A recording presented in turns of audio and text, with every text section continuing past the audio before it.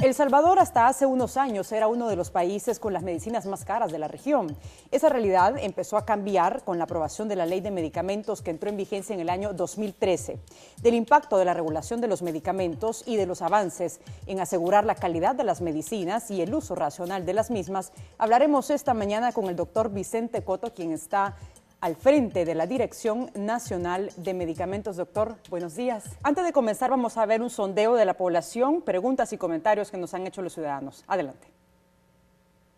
Mi pregunta es, ¿cuándo harían esa reducción de precios con respecto a las medicinas? Debe hacerse una contraloría eficaz, permanente, sobre todo lo que es farmacia y laboratorios para que no haya variación de los precios del medicamento. En realidad sería bastante importante que se encargaran de hacer una campaña más extensa y de anunciar y publicar más que todo la importancia de una ley de medicamentos en nuestro país. Me gustaría que dieran más a conocer la ley de medicamentos para que más personas estén enteradas de eso. Que la medicina que está más barata aquí no se esté yendo para otros países, como se está dando, y lo están escondiendo, pues ellos no dicen más que está barato y no dicen toda la fuga que se está dando. Tiene que ser publicado por los periódicos, digo yo, o por los medios, para que la gente no ande preguntando y estemos ya al tanto de qué clases de medicinas son las que van a tener bajo costo. Bueno, ahí teníamos algunas de las preguntas y comentarios de la población, doctor. A mí me gustaría comenzar mencionando que la región centroamericana se ha caracterizado de hacía muchos años por tener de los precios más altos en medicamentos, y de la región El Salvador. El Salvador tenía los precios más altos y nosotros hemos hecho una comparación del 2010 para la fecha. En Centroamérica los precios de los medicamentos se han elevado un 15 a un 25% como región. Y en El Salvador han bajado un 38%. De tal manera que al final, si hacemos la comparación, nosotros ahorita tenemos 50% menos en relación a Centroamérica de la variación de precios. Y hay una señora que comentaba ahí de que los medicamentos se están yendo, y es cierto. Nosotros tenemos información que en Guatemala, por ejemplo, que el año pasado experimentó un incremento del 25% de un mes a otro. Tenemos nosotros evidencia de que existen productos que se han comprado en El Salvador y se están vendiendo en la zona fronteriza de Guatemala. Antes, si usted se recuerda, era al revés. Sí. Nosotros íbamos a Guatemala a comprar los medicamentos porque eran más baratos y los usábamos aquí en el país. Precisamente el año pasado se sacó un ranking de precios de medicamentos de Centroamérica, y es interesante porque hasta el año pasado El Salvador ocupaba ya el penúltimo lugar en cuanto a los precios de medicamentos. Es decir, primero el país más caro es Guatemala, después Costa Rica, Honduras, México incluso está más caro que El Salvador, y ahí El Salvador y Nicaragua, que mantienen más o menos precios similares. Precisamente la ley de medicamentos ha establecido como un parámetro para regular los precios el promedio centroamericano. Nosotros logramos ya ese objetivo de la ley porque ya nuestros precios están por debajo del promedio centroamericano. A ver, la semana pasada ustedes presentaron como Dirección Nacional de Medicamentos un listado de casi 7.500 medicinas que están reguladas por ley. ¿Qué significa esta regulación y cuál es el impacto que tienen las familias? Bueno, nosotros, según lo que la ley nos ordena, tenemos que hacer un listado de precios de venta máximo al público. Este es importante de comentar porque mucha gente habla acerca del precio que la dirección establece para los productos. Nosotros no establecemos los precios. Ustedes ponen un precio máximo y la medicina tiene dos precios, ¿no? Así es. Nosotros lo que hacemos es ponemos el precio tope. De ahí, todos los productos que tengan la misma composición, entonces pueden variar siempre y cuando no se pasen de ese tope. Por eso es que usted encuentra en el frasco dos viñetas. Una con el precio máximo de venta al público y el otro con el precio en que se vende ese producto. Así es que estos precios que aparecen publicados una vez al año establecen el límite superior, pero no el inferior. Ahí ustedes pueden encontrar incluso productos que están por debajo de ese precio. Algunos están en el límite superior, pero en general existe un juego de mercado que nos permite que el mismo producto pueda ser encontrado con distintos precios. La otra cosa interesante es que en esta lógica, como es un promedio, no todos los productos han experimentado un descenso. Y esto hay que hablarlo con claridad. Muchas veces hay productos que ya se encontraban por debajo del promedio o del precio, digamos, de venta máximo, y eso pues obviamente algunos han incrementado el precio. Sin embargo, el mercado del 80% de los productos que se controlaron ha descendido 35, 40, 50%. Nosotros acabamos de terminar un estudio interesante con datos del Ministerio de Economía y tenemos precisamente la evidencia de que, por ejemplo, los antibióticos han descendido un 40, 50% en general. Y hay productos, por ejemplo, para la presión arterial, para la diabetes, que han bajado un 30, 35%, y hay otros productos que han bajado un 15%. Y por supuesto, siempre hay medicamentos que están fuera de la regulación de precios, que son los que se conocen como de venta libre. De venta libre, exacto. Estos productos, incluso algunos de ellos, hasta han incrementado el precio. Y la otra cosa importante de la ley es que la ley nos obliga a regular el tema de los insumos médicos, pero no a regular el precio de los precios. ¿Y estos productos de venta libre por qué no están regulados en la ley? Bueno, el legislador consideró en el artículo atinente a los precios de que estaban exceptuados de la regulación los medicamentos de venta libre. Es decir, que por una decisión el legislador solo incluyó los productos que se venden de receta. Ahora, la lógica de esto es que los productos de venta libre, supuestamente, como tienen más competencia y además están más al acceso de la población, pues no iban a subir los precios. Esa era la lógica. Pero aquí en el mercado farmacéutico no se puede pensar con esa lógica. Y nosotros tenemos la evidencia de que, por ejemplo, fue necesario hasta que nosotros publicamos la primera lista para que los precios de los medicamentos realmente comenzaran a bajar. Pasamos cerca de 6 meses y incluso ya la ley vigente y la ley establecía claramente que en ningún caso el precio en El Salvador iba a ser por encima del promedio. Hablamos de acetaminofén, aspirinas. Hablamos de productos que son seguros y que para usarlos usted no necesita el consejo del médico. Ahora, por definición, deberían ser productos que solo se utilicen 3, 4, 5 días. Si usted tiene una condición que va más allá de ese número de días, usted debería consultar a un médico porque entonces ya normalmente usted necesita otro tipo de medicación y no la que se encuentra en los supermercados, en las tiendas, que son típicamente los productos de venta libre. A ver, hablemos, doctor, de la calidad de los medicamentos. ¿Cómo ustedes garantizan la calidad de estos y qué tipo de controles existen? Para hablar de calidad de medicamentos hay que pensar en que esto es un proceso que comienza con la selección de la materia prima. Es decir, un laboratorio lo primero que hace es que selecciona dónde va a comprar su materia prima y es importante que el origen de la materia prima sea un laboratorio certificado. Después de esto, el laboratorio tiene que hacer la fórmula, eso es lo que se llama la galénica, tiene que hacer la fórmula para que le salga al final un producto en el cual el principio activo se va a absorber. Después el proceso de manufactura. Es decir, tenemos que garantizar que cada paso que se da en una fábrica de medicamentos se haga siempre igual y se haga bien. Y finalmente, el almacenamiento y distribución de los medicamentos. De tal manera que en todo el proceso, la Dirección de Medicamentos hace una supervisión o verificación de la calidad. Finalmente, cuando usted ya tiene el producto, nosotros podemos ser capaces en nuestro laboratorio de controlar, por ejemplo, las propiedades físicas y químicas de los medicamentos, para que nosotros podamos darnos cuenta, por ejemplo, de que un medicamento no tiene la misma concentración de principio activo, por ejemplo, en todas las tabletas. O en todas las tabletas tiene menos de lo que aparece. O existen contaminantes químicos. Por ejemplo, hay algunos productos que no solamente tienen el principio activo, sino que ese también ya se ha comenzado a modificar y ya existen otros metabolitos del principio activo, otras sustancias. Así es que todos estos elementos al final nos van a dar un diagnóstico de que el medicamento realmente cumple con los estándares de calidad.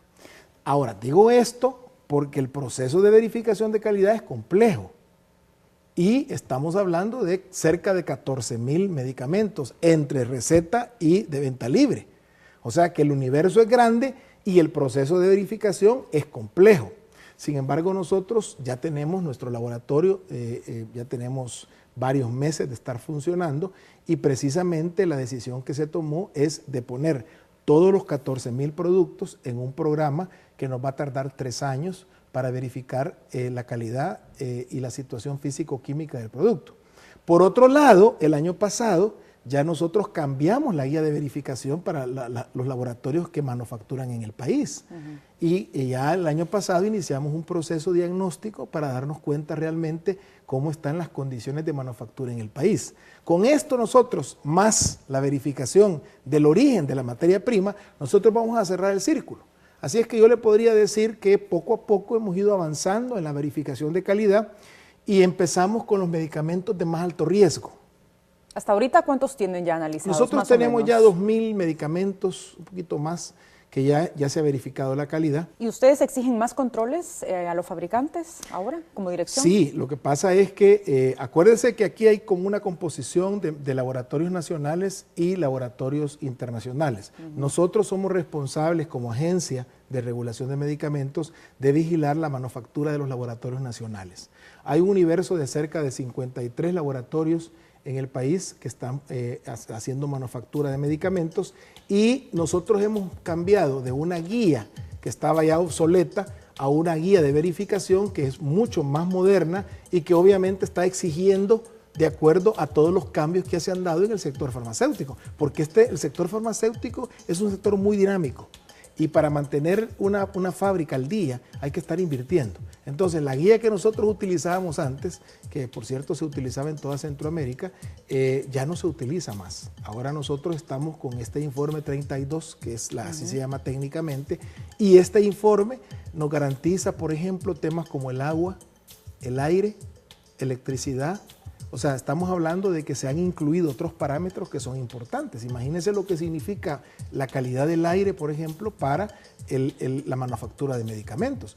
Nosotros no logramos ver, pero en este mismo salón, si usted hace un recuento de partículas, se va a dar cuenta que hay un montón de cosas que están en el aire, no las mira.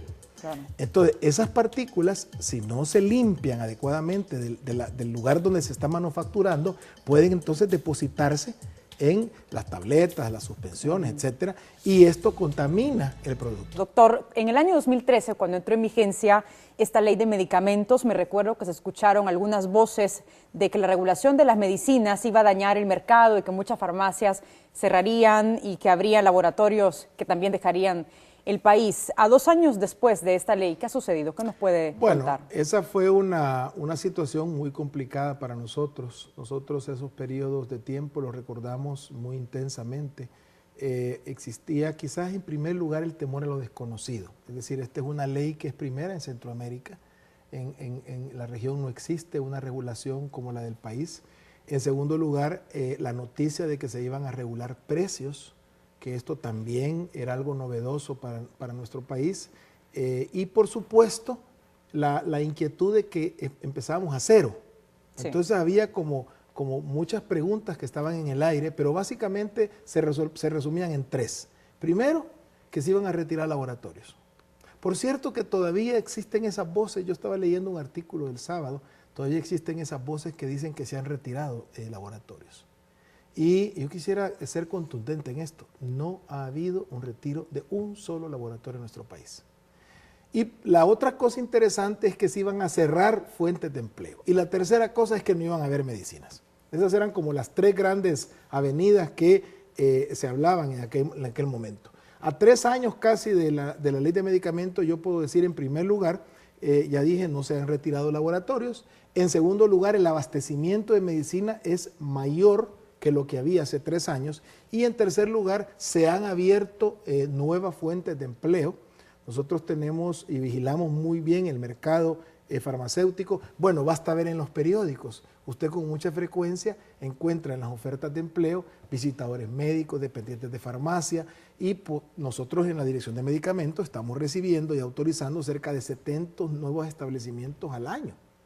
O sea que al final de cuentas, y por supuesto, importante de mencionar, la población está ahorrando $5 millones en relación a lo que estaba el precio de la medicina antes de la ley, al mes. Estamos hablando de 60 millones al año.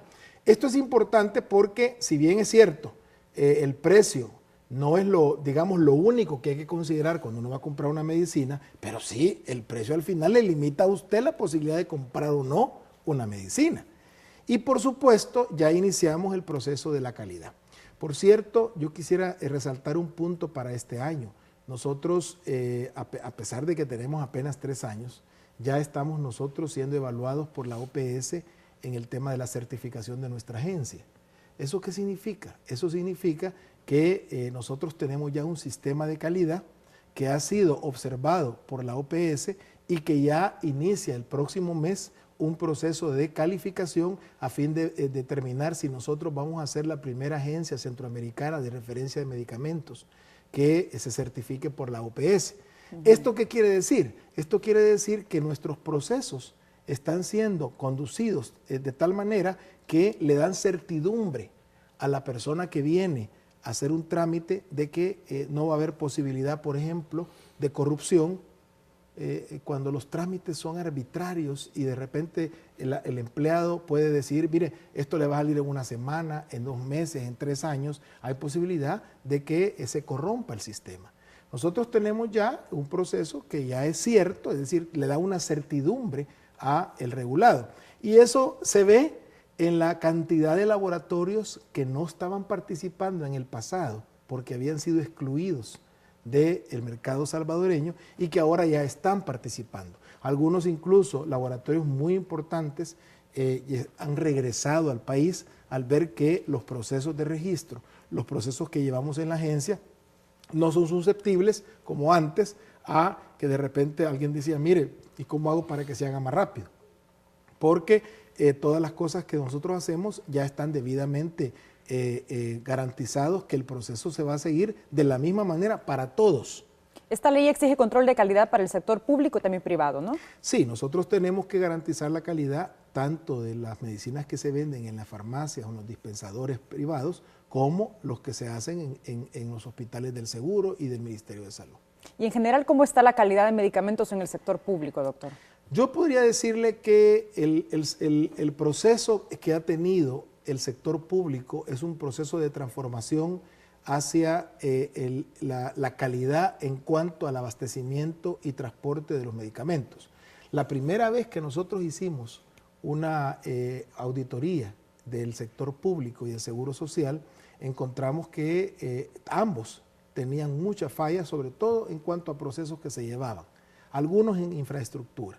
Nosotros enviamos esos informes a los titulares y después hicimos a los 3 meses un segundo auditoría. Y a la segunda auditoría nos dimos cuenta que ya habían existido cambios que habían permitido que los medicamentos fueran conservados en mejor forma. A mí me parece que el país, no solamente el sector público, sino también el privado, ha tenido un desarrollo en cuanto a la seguridad que le confiere el almacenamiento y transporte a los usuarios a la mejoría. Y esto lo puedo decir con propiedad porque nosotros tenemos ya varias auditorías que hemos hecho en farmacias, en almacenes públicos y que nos damos cuenta que el proceso ha ido mejorando. Y en este sentido, a mí me parece que uno de los mensajes que más claramente nosotros hemos dado es que el interés de nosotros no es cerrar establecimientos, no es obstaculizar el proceso del el registro y la distribución de medicamentos, sino todo lo contrario, que se garantice que la población tenga el medicamento, pero que lo tenga de manera que le confiera seguridad la manera como se ha producido, cómo se ha transportado y cómo se ha almacenado el producto. El año pasado, no sé si recuerda Wendy, que nosotros tuvimos un caso de una vitamina que de hecho fue retirado de toda Centroamérica y Panamá, porque esta vitamina se había precipitado y los cristales le habían producido vómitos a los niños. Esta investigación nosotros la terminamos, le enviamos la información al laboratorio de Suiza y ahí el laboratorio determinó que habían sido las condiciones de traslado y de almacenamiento las que habían dañado el producto. Suspendieron la venta del producto hasta en República Dominicana hasta que se cambiaran esos procesos de almacenamiento y transporte. Entonces yo creo que en ese sentido la ley incluso ha beneficiado no solamente al país, sino que también a la región. Hablemos, doctor, sobre la automedicación también. ¿Qué hacen las instituciones para hacer un uso racional de los medicamentos?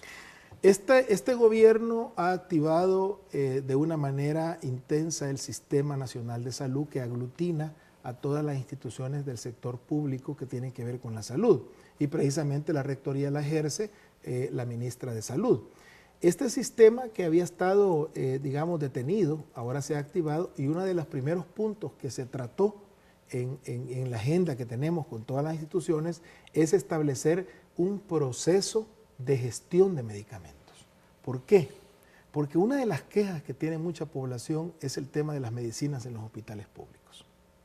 Y entonces, por un lado, el ministerio tiene un abastecimiento que cada vez ha ido creciendo en los medicamentos, pero por el otro lado, la población como que no logra percibir esa situación. Entonces hay que investigar. Nosotros tenemos ahora ya en proceso una investigación que vamos a empezar con un piloto para determinar desde la compra, cómo se solicita la compra, quién decide que se va a comprar, hasta el proceso de entrega. Muchas veces nosotros tenemos noticias, por ejemplo, de que hay médicos que le dicen al paciente, mire, aquí hay esta medicina, pero esa no sirve. Yo le voy a recetar una para que usted la compre. Entonces, y obviamente el interés de este médico al recetar otra medicina no es la salud del paciente, porque no se ha verificado la calidad de lo que hay por ellos. Nosotros sí tenemos esa obligación. Entonces, es importante que la población entienda que todo esto es un proceso, no se pueden hacer todas las cosas el mismo día, pero sí existe esa certidumbre de que el gobierno va trabajando en esa dirección. Es decir, que todos los ejes de la reforma que se han planteado de salud, uno de los cuales es el tema de medicinas, se logre avanzar. Y precisamente en ese tema de gestión de medicamentos está el uso racional de los mismos. ¿Qué se entiende por el uso racional de los medicamentos? Primero, que la enfermedad tiene un tratamiento, no siempre es medicina, pero tiene un tratamiento y ese tratamiento se debe de ajustar de acuerdo a la enfermedad, al paciente, al medicamento, es decir, la dosis, el número de días y cuándo va a detenerse el tratamiento, tiene que quedar de tal manera que usted vaya resolviendo su problema. Las medicinas no se pueden tomar como uno quiera. Doctor, le agradezco mucho por habernos acompañado en este espacio. Pase buen día. Muchas gracias. Muchas gracias y un saludo a todos los que nos atendieron la señal.